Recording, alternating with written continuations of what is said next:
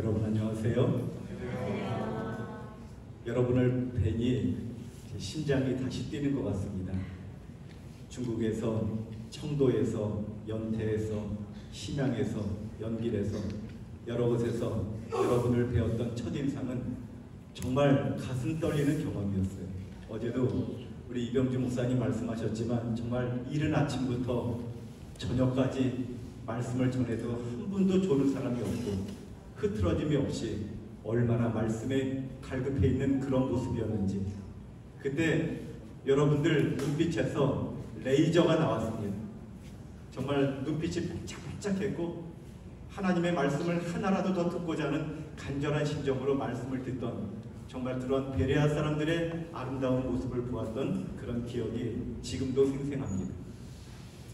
여러분, 한국 사람들은 이런 말을 해요. 남자 신앙은 군대 가봐야 알 수 있고 여자 신앙은 시집가서 아이를 낳아야 알 수 있다, 이런 말을 합니다. 왜냐하면 청년 때는 모두 뜨겁습니다. 그런데 군대에서 함께 지내던 동료들과 떨어져서 온갖 시련을 당하면서 그때 자신의 신앙의 본 모습이 나온다는 겁니다. 청년 때 그렇게 열심히 했던 여청년들이 결혼하고 아이를 낳고 그 힘든 양육의 과정을 거치면서 정말 자신의 신앙의 본 모습이 드러난다는 것입니다. 저는 우리 조선족 동포들의 신앙은 한국 와봐야 알 수 있다, 이렇게 말하고 싶어요.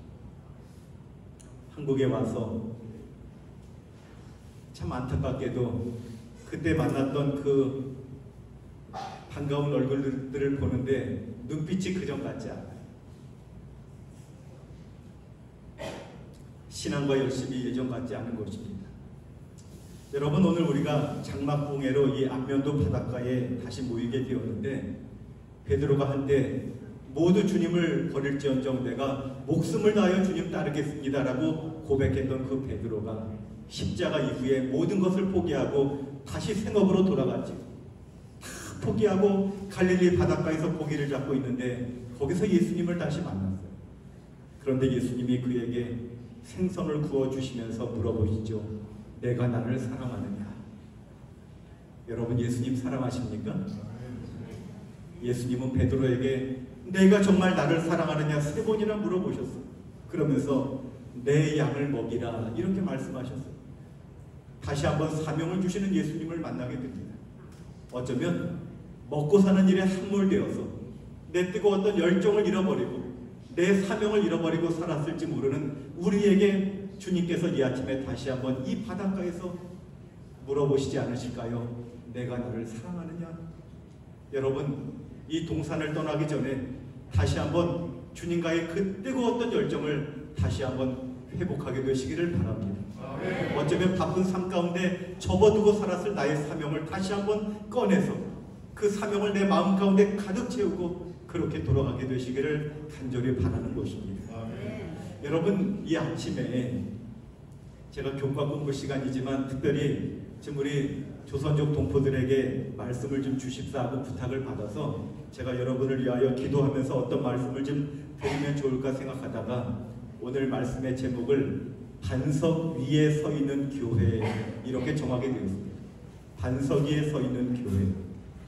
우리 함께 마태복음 16장 13절로 18절의 말씀을 같이 한번 읽어볼까요? 예수께서 시작. 예수께서 빌립보 가이사랴 지방에 이르러 제자들에게 물어 이르시되 사람들이 인자를 누구라 하느냐? 이르되 더러는 침례 요한, 더러는 엘리야, 어떤 이는 예레미야나 선지자 중에 하나라 하나이다. 이르시되 너희는 나를 누구라 하느냐? 시몬 베드로가 대답하여 이르되 주는 그리스도시요 살아계신 하나님의 아들이시니이다. 예수께서 대답하여 이르시되 바요라 시몬아, 내가 복이 있도다. 이를 내게 알게 하니는 혈육이 아니요 하늘에 계신 내 아버지시니라. 또 내가 내게 이르노니 너는 베드로라. 내가 이 반석 위에 내 교회를 세우리니 음부의 권세가 이기지 못하리라. 여러분, 영감의 글은 우리는 흔들림의 시대, 곧 흔들릴 수 있는 것은 모두 다 흔들리게 될 시대에 살고 있다, 이렇게 말하고 있어요. 여러분, 선지자는 이 시대를 일컬어 흔들림의 시대라 하였습니다. 흔들릴 수 있는 것은 모두 다 흔들리는 그런 시대라 하였습니다. 여러분 정말 그렇습니다. 저는 우리 성도들의 신앙이 이 코로나를 겪으면서 무척 흔들리는 모습을 보게 되었습니다.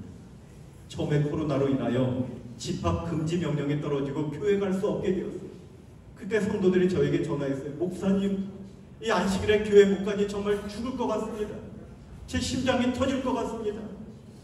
그런데 한 주, 두 주, 한 달, 두 달 지난 다음에 어느 성도가 저에게 그런 말을 해요. 목사님, 요새 정말 두렵습니다. 아니 왜요? 처음에 교회 안 나갈 때는 너무나 괴로웠는데 지금 이것이 익숙해져서 제가 나중에 교회 나오라고 해도 정말 제대로 나갈 수 있을지 제 신앙에 의심이 듭니다. 이런 말을 하는 거예요. 여러분, 우리 신앙이 굳건한 것 같지만 베드로가 한순간에 무너지는 것처럼 우리도 그렇게 연약한 존재라는 사실을 우리는 알아야 하는 것이지. 미국의 감염병 전문가인 앤서니 파우치 박사는 우리가 지금 코로나에 집중해 있는 사이에 전 세계에 지금도 이렇게 수많은 바이러스들이 창궐하고 있다고 보고를 하고 있어요. 최근에 원숭이 두창이 무섭도록 퍼져나가고 있지요. 코로나 상황을 정확히 예측한 빌 게이츠는 다음 팬데믹은 더 전염성이 강하고 더 치명적일 것이라고 말하고 있습니다. 여러분, 요즘 뉴스에 보면 정말 피부에 와닿는 재림의 징조들이 날마다 쏟아지고 있어요. 최근에 미국이 50도까지 육박하는 폭염으로 잠을 이루지 못할 정도라고 합니다. 인도에 50도까지 올라가서 날아가는 새도 견디지 못하고 떨어졌다고 해요. 스페인과 포르투갈에는 600명이 넘는 사람들이 폭염으로 죽임을 당했습니다. 여러분, 최근에 중국에서 149년 만에 폭염으로 그냥 가로수에 저절로 불이 발화하는 거예요.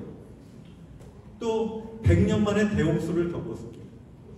일본 사상 최대 폭우로 수많은 사람이 죽었어요. 유럽에 100년 만에 내린 기록적인 폭우로 수많은 피해를 입었습니다. 바로 엊그저께 뉴스지요. 미국의 사막지대인 데스밸리에 1000년 만에 폭우가 내려서 홍수가 났다는 거예요. 지난주에 한국에도 80년 만에 기록적인 폭우로 정말 나라가 얼마나 어지럽게 되었습니까마는 다음 주에 더 큰 비가 올 수 있다는 거예요. 여러분, 폭염뿐만 아니라 눈까지 내리고 정말 이상기후가 오고 있습니다. 미국 서부에는 1200년 만에 최악의 가뭄으로 농사도 포기한 농가들이 많다고 합니다. 그러는 사이에 이 식량 대재앙으로 아프리카에서는 1300만 명이 굶어 죽어가고 있어요. 여러분, 이렇게 전 세계의 그 기후 재앙의 결과는 더 자주, 더 큰 규모로 발생하고 있습니다. 여러분, 지진은 어떻습니까? 이미 인도네시아 쓰나미로 23만 명이 죽었죠. 우리 중국의 스촨성에도 지진으로 8만 6천 명이 죽었어요. 아이티 지진으로 22만 명이 죽었어요. 동일본 대지진, 네팔 지진, 21년도에 다시 아이티 지진. 여러분, 미국 지진연구소의 보고에 의하면 지난 100년 동안 지진이 최근에 600% 6배나 증가했다는 거예요. 정말 모든 것이 흔들리고 있어요. 이런 시대를 선지자는 흔들림의 시대라고 말한 것이죠. 그런데 여러분, 흔들릴 수 있는 것은 모두 다 흔들릴 것이라 하였는데 이 지구만 흔들리는 것이 아니라 더 심각한 것은 성도들의 신앙이 흔들리고 있다는 거예요. 믿음이 흔들리고 있다는 거예요. 성경은 말합니다. 그러므로 내 사랑하는 형제들아, 견고하여 흔들리지 말며 항상 주의 일에 더욱 힘쓰는 자들이 되라. 여러분, 이 말씀이 제 마음에 꼭 와닿는 말씀이에요. 저는 우리 조선족 동포들이요, 아까도 제가 들으면서 마음이 아팠는데 중국에서도 나그네 같았는데 한국에서도 나그네 같이 산다는 그 말씀이 얼마나 마음에 아프게 와닿는지 모릅니다. 여러분, 우리가 이렇게 나그네처럼 살면서도 오직 하늘 갈 소망 하나로, 예수님 붙드는 희망 하나로 그렇게 견디고 여기까지 살아왔는데 그런 신앙이 흔들린다면 얼마나 슬픈 일이 되겠습니까? 여러분이시여, 견고하여 흔들리지 말며 주의 일에 더욱 힘쓰는 저와 여러분이 되시기를 간절히 바랍니다. 여러분, 목사로서 정말 마음의 가장 큰 부담은 어떻게 이 흔들리는 이 성도들의 신앙을 이 흔들림의 시대, 마지막 시대에 어떻게 붙잡아 줄 수 있을까 하는 것이 마음의 가장 큰 부담이에요. 우리 박기춘 목사님, 김영웅 목사님, 정성철 목사님, 우리 김용남 목사님 만나기만 하면 하는 이야기가 중국에서 그렇게 뜨거웠던 우리 조선족 동포들, 한국에서 이 흔들리는 신앙 어떻게 붙잡아줄 수 있을지 이 목사님들 날마다 고민하고 기도하는 분들입니다. 여러분, 제가 그런 고민을 안고 있다가 마태복음 16장의 말씀을 읽으면서 특별히 18절에 내가 이 반석 위에 내 교회를 세우리니 음부의 권세가 이기지 못하리라, 이 말씀을 읽으면서 마음에 얼마나 큰 감동을 받았는지 몰라요. 아하, 그렇지. 우리 성도들의 신앙을 붙들어 주시는 분은 예수님이시지. 그분이 우리 성도들의 신앙을 반석 위에 세워주셨지. 여러분, 성경에서 교회라고 하는 것은 건물이 아닙니다. 신약 성경에 교회라고 하는 말 에클레시아는 한 번도 건물을 뜻한 적이 없어요. 그 에클레시아라는 말의 뜻은 불러냄을 받은 사람들이란 뜻이에요. 저와 여러분이 교회입니다. 저와 여러분이 교회를 주님께서 내 반석 위에 내 교회를 세워주셨다 하면서 저와 여러분을 내 교회라고 말씀하시면서 음부의 권세가 이기지 못하리라, 사단이 내 백성 건들지 못하리라, 이렇게 말씀하고 있는 거예요. 여러분, 우리가 연약할지라도 우리는 하나님의 교회라는 사실을 기억하게 되시기를 바랍니다. 비록 약하고 결함이 있어 보이나 교회는 하나님께서 특별한 의미에 있어서 당신의 최고의 관심을 쏟으시는 대상이다. 여러분, 우리가 연약할지라도 죄인일지라도 하나님은 여러분을 최고로 특별하게 보시고 여러분에게 최고의 관심을 쏟으신다는 것입니다. 하나님께서는 지상의 교회를 하늘의 교회와 연합시키셨다. 하나님께서 천사들을 보내어 당신의 교회를 섬기게 하셨으므로 악마의 권세가 당신의 백성을 이기지 못하였다.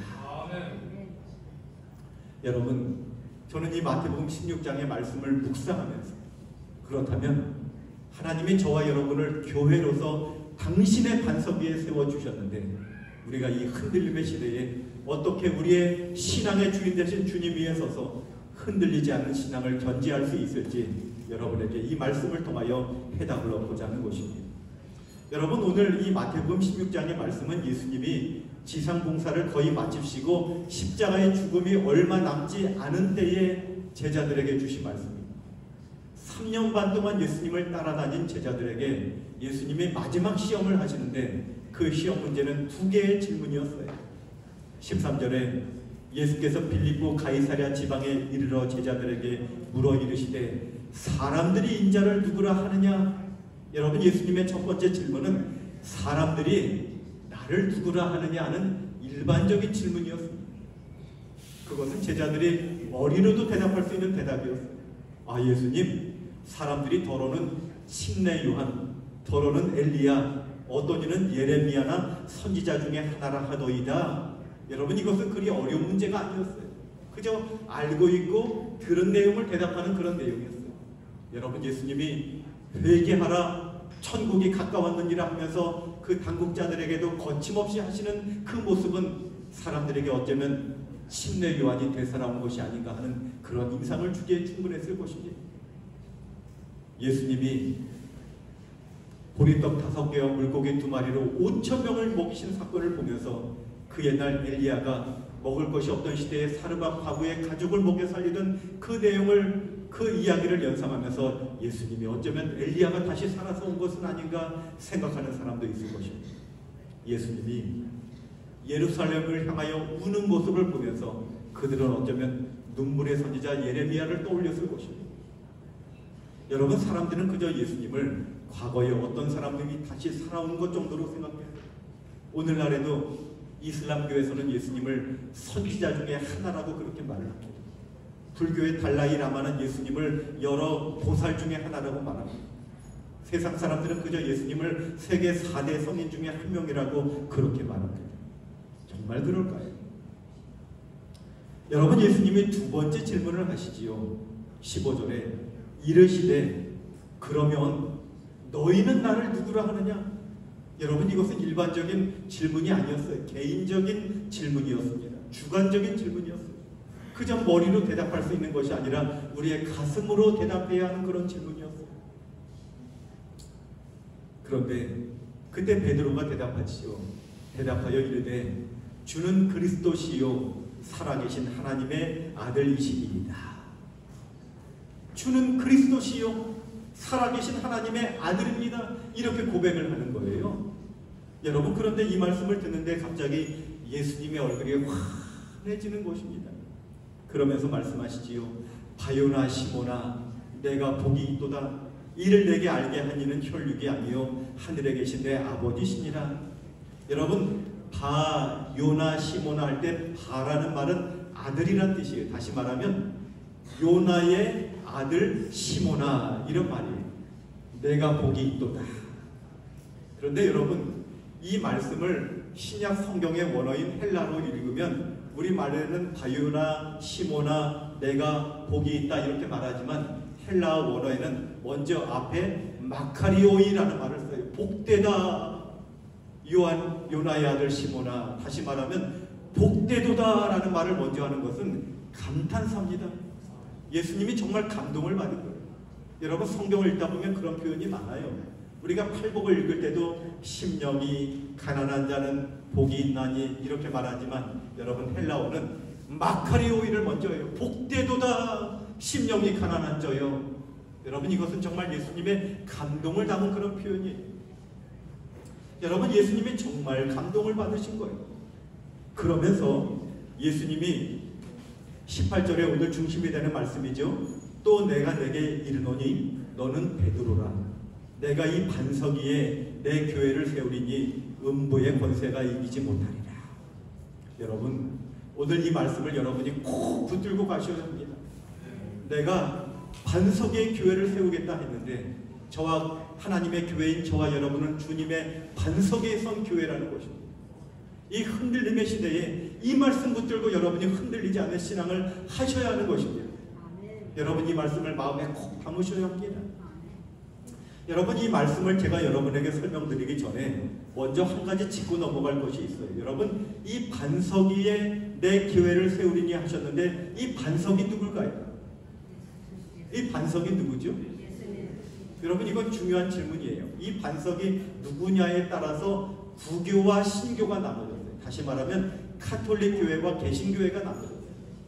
카톨릭 교회는 너는 베드로라 이 반석 위에 했기 때문에 그 반석은 베드로라고 말해요. 그래서 베드로가 교회의 기초고 베드로가 초대 교황이고 지금 프란치스코 교황은 베드로의 정통성을 이어받아서 266대 교황이고 그 교황 위에 교회가 섰기 때문에 진짜 교회는 교황 위에 선 교회고 카톨릭 교회가 진짜 교회라고 그렇게 말하는 거예요. 여러분, 정말 그럴까요? 여러분, 절대로 그럴 수가 없어요. 여러분, 성경을 조금만 살펴봐도 그것이 잘못된 것임을 알 수 있어요. 여러분, 우리 말에는 성의 구분이 불명확하지만 헬라어는 아주 명확했습니다. 너는 베드로라 말씀하실 때 베드로는 남성 명사입니다. 그런데 내가 이 반석 위에 교회를 세우겠다 할 때 그 반석은 여성 명사입니다. 전혀 다른 대상임을 알 수 있어요. 문법적으로 절대로 베드로가 교회의 기초가 될 수 없는 것입니다. 여러분, 두 번째로 의미를 볼 때 베드로라 할 때 그 베드로는 헬라어 페트로스라는 말은 조약돌이란 말이에요. 그런데 예수님이 이 반석에 교회를 세우겠다 할 때 반석은 페트라라는 말인데 여러분, 이 말은 구약 성경에 그 에돔 족속의 바위 틈에다 집을 지었다 할 때 그 바위를 70인역에 페트라라고 번역했는데 그것은 산 전체가 바위인 것을 말해요. 다시 말하면 하나님의 기초로 세우신 그 반석은 조그만 조약돌이 아니라 움직일 수 없는 엄청나게 큰 바위를 말하는 거예요. 여러분, 우리가 문맥을 보아도 분명하지요. 예수님이 이 반석 위에 교회를 세우겠다 하면서 바로 이어서 나오는 말씀을 보면 예수님이 자신이 십자가에서 죽을 것을 말씀하세요.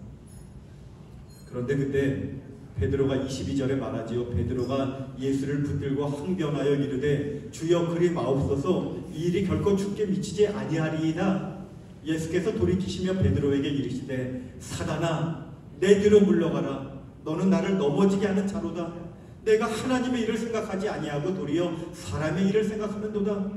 여러분, 베드로가 조금 전에는 주는 그리스도시요 하고 멋진 고백을 했다가 그 다음에 바로 예수님의 십자가를 방해하는 그런 위치에 서게 되는 거예요. 여러분, 이렇게 왔다 갔다 하는 그 연약한 사람 위에 교회를 세우면 교회가 튼튼할 수 있을까요? 절대로 그럴 수 없는 것입니다. 여러분, 만약에 베드로가 반석이라면 제자들이 베드로를 전해야겠죠. 그렇죠? 그런데 사도행전에 보면 베드로를 전했다는 말씀이 한 구절도 없어요.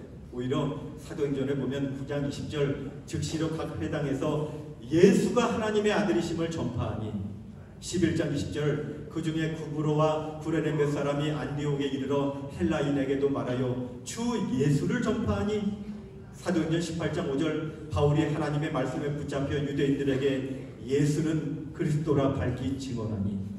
여러분, 우리의 신앙의 선배들은 예수님을 전했지 베드로를 전하지 않았습니다.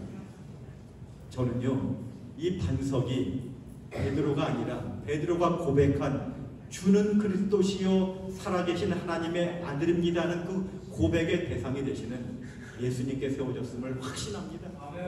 저와 여러분의 신앙의 기초는 베드로가 아니라 예수님이십니다.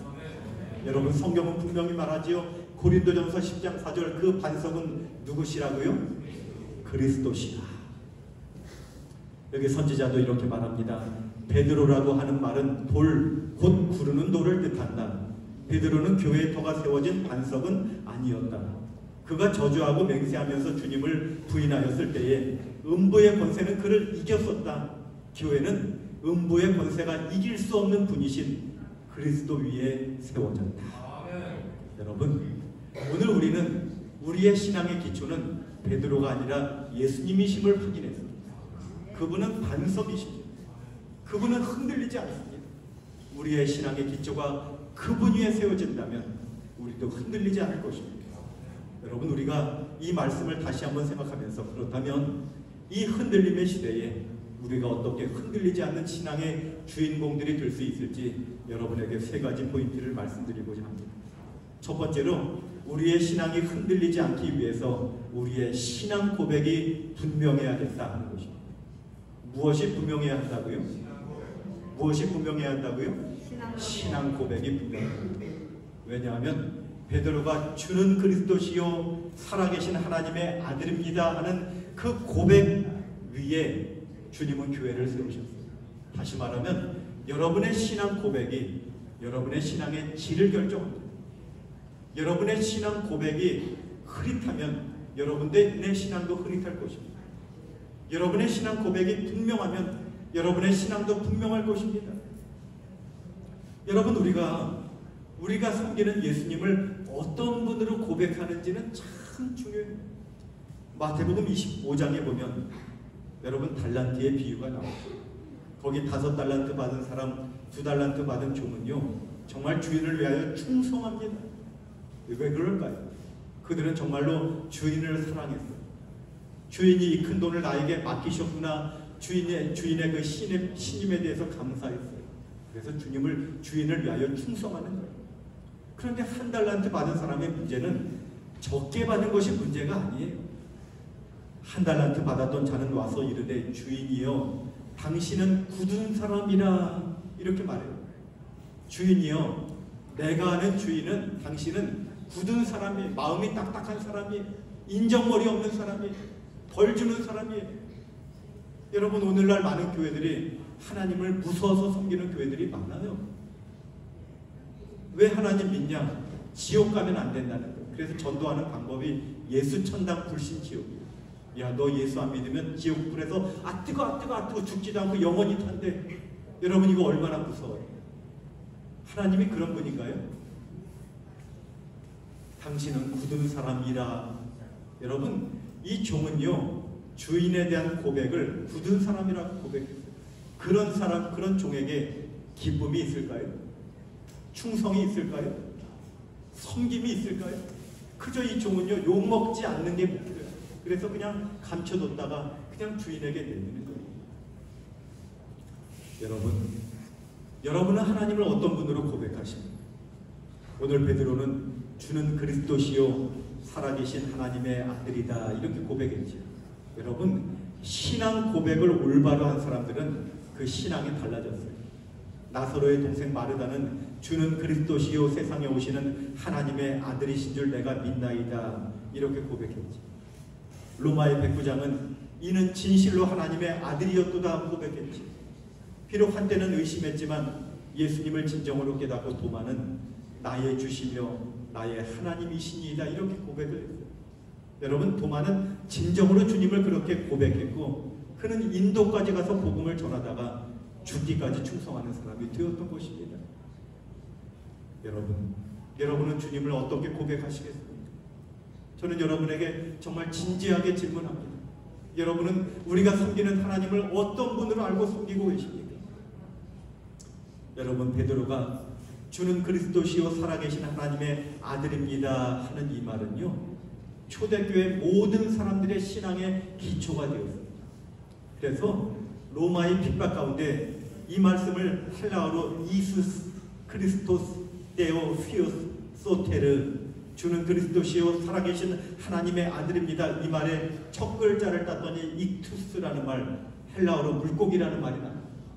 그들은 예수 믿는다고 밝혀지면 온몸에 기름칠이 발려지고 밤에 화형대에서 불타 죽는 그러한 생명의 위협 가운데, 또 어떤 이들은 며칠씩 굶주린 사자들에게 원정병장에서 밥으로 죽어야 하는 그 생명의 위협 가운데서도 물고기 그림을 그리면서 자신의 신앙을 고백했어요.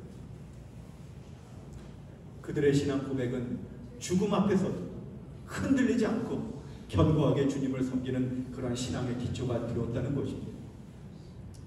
여러분, 지난 1965년도에 터키의 한 곳에서 잃어버린 닭을 찾으러 갔다가 한 목동이 작은 굴을 하나 발견하게 됩니다. 그 굴을 이렇게 탐색을 해봤더니요, 여러분, 이 굴이요 지하로 9층까지 되어 있어요. 사람 한 사람 겨우 들어갈 수 있는 그런 입구에, 그 입구로 들어가서 그 밑으로 환기구멍을 통해서 지하 9층까지 파놓았는데 그 굴 전체를 합치니까 거기 적어도 2만 명이 살 수 있다. 또 수키로 떨어진 이웃 마을과도 지하 통로로 연결되어 있다 그래요. 대체 이 굴이 어떻게 생겨난 것인가 알아봤더니 로마의 핍박을 견디면서 또 오스만 제국의 그 이슬람의 생명의 위협을 견디면서 하나님을 믿는 우리 신앙의 선배들이 이 땅 속에 들어가서 그들의 신앙을 지켰던 그런 장소. 여러분, 우리가 그것을 대린구유라고 불러요. 대린구유. 제가 3년 전에 그곳을 친구들과 방문했는데 굴 속에 들어갔는데 얼마나 가슴이 뜨거운지 거기서 찬미를 불렀어요. 559장 환난과 핍박 중에도 옛성도 신앙 지켰네. 이 신앙 생각할 때 기쁨이 한량 없도다. 옛성도 신앙 따라서 나도 죽도록 충성하겠네. 이 찬미를 불렀습니다. 여러분, 최근에 이탈리아 시실리아 섬에서 오래된 비문이 하나 발견됐지요. 로마의 지하 카타콤에서 평생 주님을 섬기다가 죽은 세프티머스 프레텍타터스라는 사람의 묘비였어요.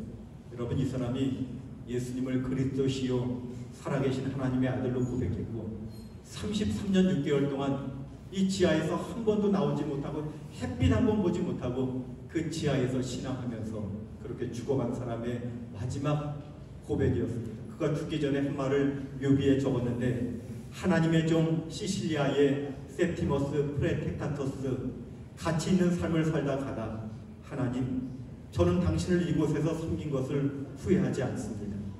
오히려 당신의 이름에 감사드립니다. 33년 6개월을 살고 주님께 영혼을 드립니다. 여러분은 주님을 어떻게 고백하시겠습니까?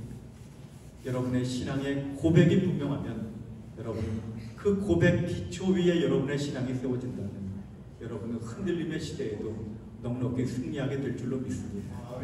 우리도 정말 우리 선배들처럼 주는 그리스도시요 살아계신 하나님의 아들입니다 라고 고백할 수 있는 저와 여러분이 되시기를 바라겠습니다. 여러분, 두 번째로 우리가 이 흔들림의 시대에 흔들리지 않는 반석 위에 우리의 신앙의 기초를 세우기 위해서 우리는 두 번째로 주인이 누구인지 분명히 아는 사람이 되어야 된다는 것입니다. 주인이 누구인지 분명히 알았습니다. 여러분, 여기 예수님이 말씀하시지요. 내가 이 반석 위에 누구의 교회를 세우리니? 누구의 교회를 세우리니? 여러분, 주님은 이 교회를 내 교회라고 말씀하셔요. 저와 여러분이 교회인데 주님은 저와 여러분을 내 교회라고 말씀하셔요. 다른 사람의 교회가 아니에요. 다시 말하면 교회의 주인은 우리 주님이시라는 거예요. 저와 여러분의 삶의 주인은 주님이시라는 거예요. 여러분 인정하십니까?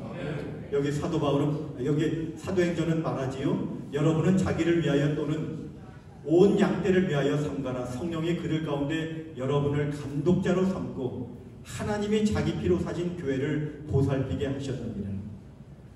하나님께서 교회를 세우실 때 거기에 감독자를 세우시면서 하나님이 자기 피로 사신 교회를 보살피게 하셨다 말하는 거예요. 여러분 중에 꼭 교회를 책임 맡고 있는 분이 계십니까? 여러분의 교회가 아님을 명심하시기 바랍니다. 이 교회는 하나님이 주인이십니다. 여러분, 하나님은요, 여기 교회와 하나님과의 관계를 이렇게 표현하셔요. 에베소 4장 15절, 그는 머리니 곧 그리스도라. 그에게서 온몸이 각 마디를 통하여 도움을 입음으로 연락하고 상합하여 각 지체의 분량대로 역사하여 그 몸을 자라게 하며 사랑 안에서 스스로 채우느니라. 여러분, 우리 몸을 교회로 표현하시는데 우리 예수님이 머리시라는 거예요. 우리가 각 지체라는 거예요. 여러분, 그렇다면 우리 열심히 교회에서 봉사하는 집사님들은 어쩌면 손이 아닐까요? 그렇죠? 손을 통하여 봉사하시지. 또 교회에서 이렇게 운전 봉사를 하시는 분은 아마 우리 지체의 발일 것 같아요. 사람들을 태워서 교회로 인도하는 역할을 하시죠. 여러분, 우리 청년들은요, 어쩌면 심장이 아닐까, 뜨거운 젊음으로 역동적인 에너지를 공급하는 그런 지체가 아닐까. 그런데 머리가 누구십니까? 머리가 누구셔요? 여러분, 우리 몸에서 머리가 명령하는데 손이 안 움직여. 그럼 그거 뭡니까? 머리가 명령하는데 손이 안 움직여. 그럼 뭐예요? 장애인입니다. 온전한 지체가. 머리가 명령하면 순종하는 거예요. 여러분, 목사님은 우리 지체 중에 어딜까요? 목사님은 어딜까요? 하나님 말씀 전하니까 일리가 있습니다. 저는 목사님은 목이 들어가니까 목이 아닌가 생각이 들어요. 그렇죠? 예수님을 가장 바로 아래서 떠받치면서 예수님의 명령을 각 지체로 전달하는. 그래서 여러분, 교회가 주인이 예수님을 인정한다면 정말 교회에서 여러분이 배워야 할 것이 있다면 순종입니다. 교회는요, 순종을 배우는 곳이에요. 머리가 명령하시면 순종하는 거예요. 이런 이유 되고 저런 이유 되지 마시기 바랍니다. 여러분, 교회에서 연말에 선거위원회를 통하여 여러분에게 어떤 직책을 주신다면 순종하시기 바랍니다. 여러분이 거절하실 이유 1000가지를 더 들 수 있는 거 알아요? 교회는요, 순종을 연습하는 거예요. 사람들이 믿음이 뭐냐고 물으면 저는 한마디로 순종하는 거라고 대답하고 싶어요. 믿음은 순종하는 거예요. 여리고성 돌라, 아니 하나님 지금 저 백성과 싸워야지요, 어떻게 돌라고 하십니까? 이렇게 따질 수 있어요. 그러나 하나님을 머리로 믿는 사람은 순종하는 거예요. 여러분, 그렇게 순종했더니 여리고성이 무너지더라는 것입니다. 하나님이 명령할 때는 하나님의 능력도 함께 주신다는 사실을 여러분 기억하시기 바랍니다. 요단강 물에 가서 7번 씻어라. 하나님, 이 나병이 어떻게 저 흙탕물 요단강 물에서 씻는다고 낫겠습니까? 우리가 항변할 수 있을지 몰라도 씻으라 하는 명령은 그렇게 순종했을 때 하나님께서 낫게 해주시겠다는 약속이 포함된 명령이라는 거예요. 순종하시기 바랍니다. 하나님의 말씀에 순종하시고 하나님이 종으로 세우신 목사님 지도자의 말씀에 순종하시기 바랍니다. 여러분, 교회는 순종을 배우는 곳이에요. 여러분이 흔들리지 않는 믿음을 갖는 비결은 순종하는 신앙을 갖는 것입니다. 저는 그렇게 확신합니다. 교회 나가야지요. 목사님, 제가 지금 돈 벌기 바빠서 못 나가요. 이렇게 말할 수 있어요. 여러분, 그저 하나님 믿으신다면 눈 딱 감고 순종하시기 바랍니다. 하나님의 능력을 베풀어 주실 줄로 믿습니다. 11조 드려야지요. 목사님 저 먹고 살기도 힘들어요. 우리 가족들 먹여 살려야 돼요. 여러분 눈 딱 감고 순종하시기 바랍니다. 하나님이 공급해 주실 것을 저는 확신합니다. 여러분 신앙은 순종을 배우는 거예요. 왜냐하면 교회의 머리는 하나님이시고 교회 주인은 하나님이시기 때문입니다. 저는 목사로서요, 교회 주인이 우리 주님이시라는 사실에 아주 큰 용기를 얻었고, 이 마지막 시대가 흔들림의 시대라 하였는데 여러분 정말 교회 안에 그것이 이미 시작되지 않았습니까? 최근에 가장 큰 흔들림은 교리가 흔들리는 것이다. 그것 때문에 성도들의 신앙이 흔들리는 것이다. 여러분 각 시대마다 흔들림이 있어서 여러분 신앙을 정말 기초부터 흔드는 일들이 있을 거예요. 최근에도 조사 심판을 부인하는 사람들이 있죠. 또 뭐 이상구 박사님 이렇게 교회를 흔드는 일들이 있죠. 이 사람 저 사람 여러분 교회가 많이 흔들릴 것입니다. 그때 여러분이 마음 가운데 꼭 견지하는 사실은 이 교회의 주인은 주님이시라는 거예요. 이 교회와 함께 운명을 같이 한다는 생각을 갖는 거예요. 여러분 누가 아무리 꼬여도 교회를 떠나는 일 하시면 안 됩니다. 누가 이 교회 바벨론이라고 아무리 말을 해도 여러분 제가 성경을 볼 때 절대로 그렇지 않아요. 이 교회 기초는 예수님이시고 이 교회를 붙들고 있는 분은 예수님이십니다. 교회가 아무리 연약해 보일지라도 교회 안에 사람들이 아무리 불완전해 보일지라도 이 교회는 예수님의 교회입니다. 여러분 이 교회에 남아서 끝까지 운명을 같이 하게 되시기를 바랍니다. 여러분 1900년대 초에 의사 켈록이 성서 기별을 부인하고 조사 심판을 부인하고 교회를 배반한 일들이 있었어요. 여러분 이것은 정말 큰 흔들림이었어요.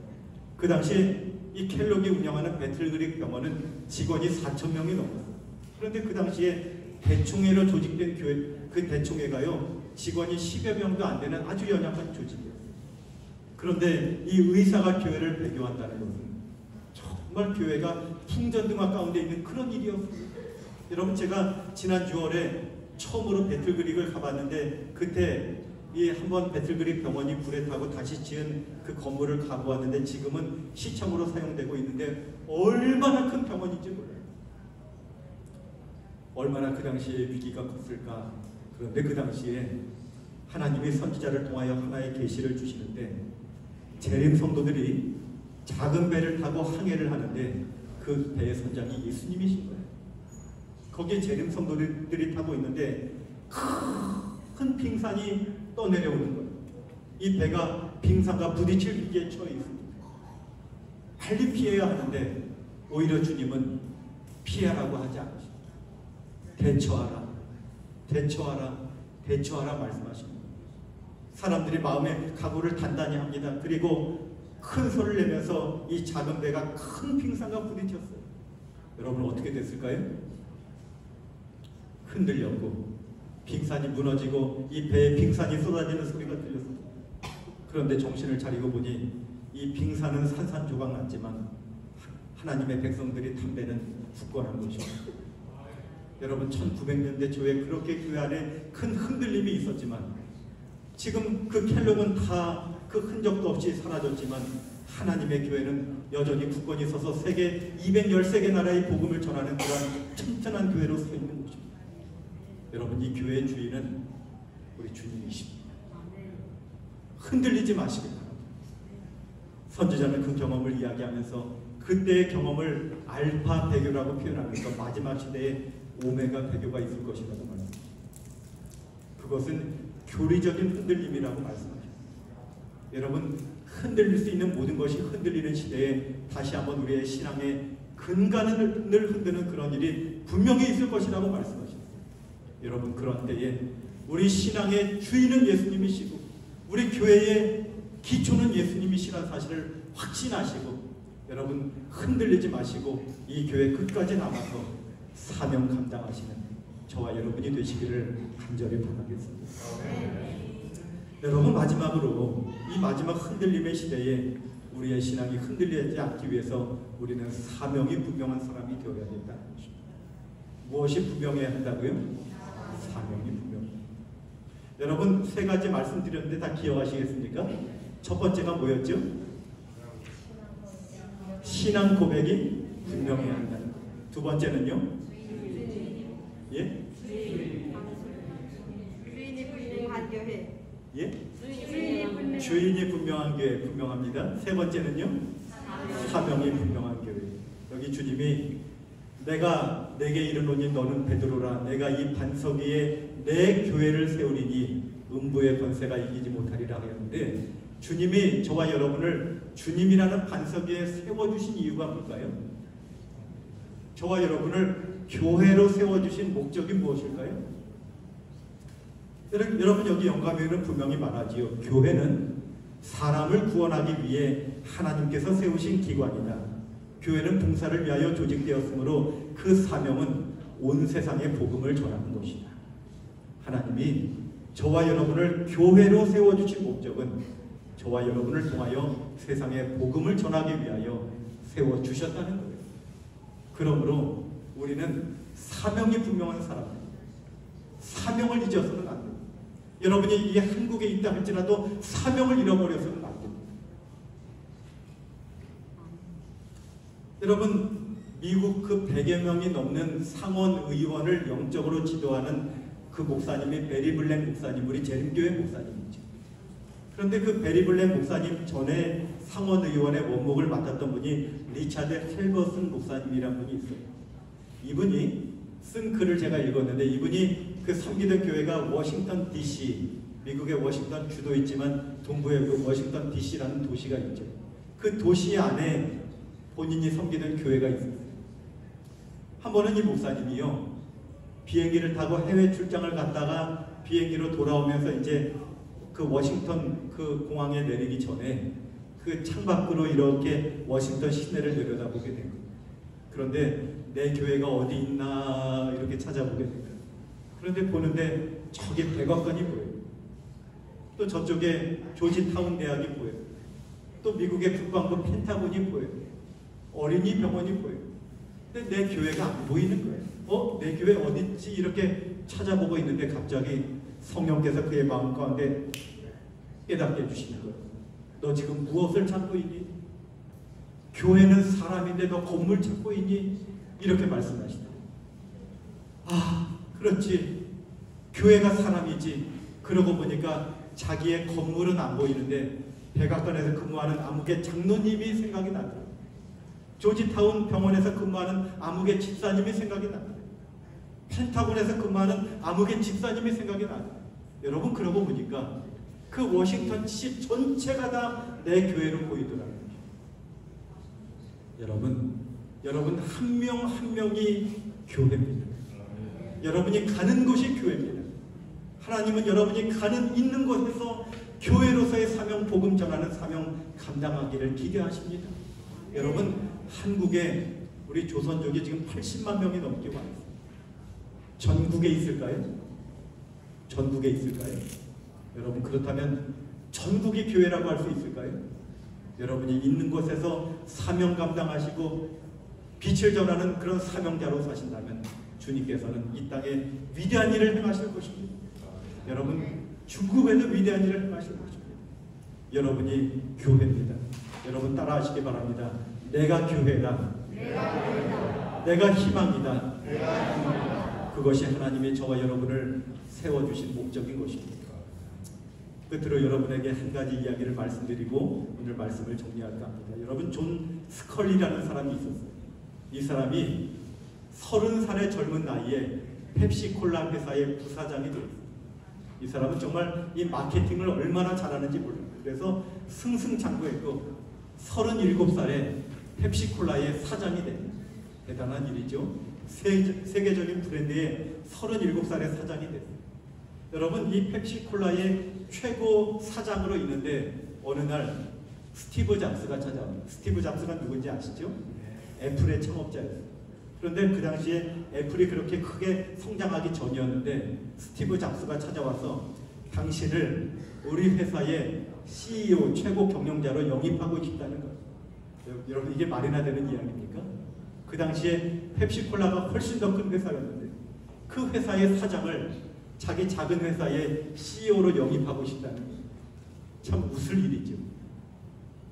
그래서 그냥 기분 상할까봐 완곡히 거절했는데 스티브 잡스가 그에게 이런 말을 한 거예요. 당신은 설탕물을 팔면서 남은 인생을 보내시겠습니까? 나와 함께 세상을 바꿔보지 않으시렵니까? 당신은 설탕물을 팔면서 남은 인생을 보내시겠습니까? 나와 함께 세상을 바꿔보지 않으시렵니까? 여러분, 이 말에 이 존 스컬리가 흔들렸어요. 그리고 그 사장짜리 사표를 내고 애플에 들어갔어요. 그리고 애플에서 그 스마트폰의 기초가 되는 PDA를 이 사람이 개발해요. 그래서 지금도 미국 사람들은 존 스컬리를 스마트폰의 아버지라고 부릅니다. 과연 지금 스마트폰 없는 사람이 거의 없잖아요. 정말 세상을 바꾸는 사람이 있죠. 여러분은 지금 사는 그 모습 그대로 인생을 보내시겠습니까? 아니면 정말 가치 있는 일, 영혼을 주님께로 인도하는 일, 한 영혼을 죄악의 구렁텅이에서 건져내어서 천국 데려가는 그 위대한 세상을 변화시키는 일에 함께해야 하지 않겠습니까? 어쩌면 이 말씀은 예수님이 오늘 여러분에게 진지하게 던지는 질문이 아니겠습니까? 여러분이 사명을 회복하신다면 여러분의 신앙은 흔들리지 않은 신앙이 될 줄로 믿습니다. 여러분, 오늘 주님은 저와 여러분을 반석 위에 세워주셨습니다. 우리의 신앙 고백이 분명한 성도가 되시기 바랍니다. 우리 주님이 주인이심을 분명히 고백하고 순종하는 신앙하시기 바랍니다. 우리를 불러주신 사명, 영혼을 그리스도께로 인도하는 그 사명을 잊지 마시고 사명자로 살게 되시기 바랍니다.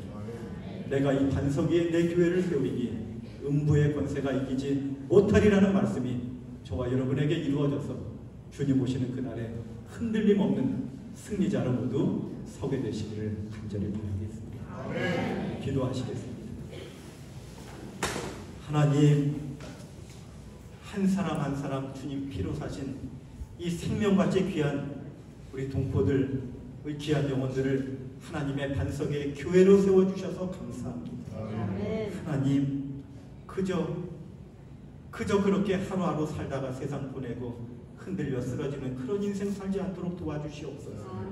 하나님, 우리의 신앙이 주님을 향하여 분명히 고백할 수 있게 도와주시옵소서. 우리 주님이 우리의 주인이시라고 고백하고 순종하는 신앙하게 도와주시옵소서.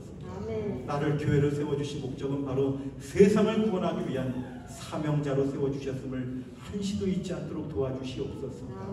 흔들릴 수 있는 모든 것이 흔들리는 이 마지막 시대에 우리 모든 성도들 흔들림 없이 주님 섬기다가 승리자로 주의 재림 맞이할 수 있도록 도와주시옵소서. 예수님 이름으로 간절히 기도드리옵나이다. 아멘.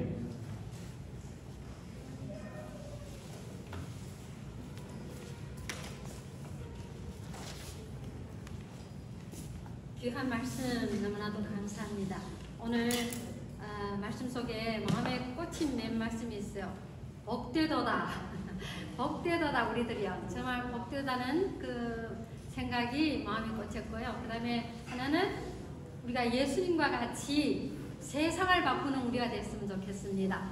네, 우리가 믿지 않는 것은 우리가 이룰 수가 없어요. 그래서 우리가 이 마음에 그 마음을 품고 마지막 찬미 273장 찬미 후에 안식일 순서를 마치겠습니다.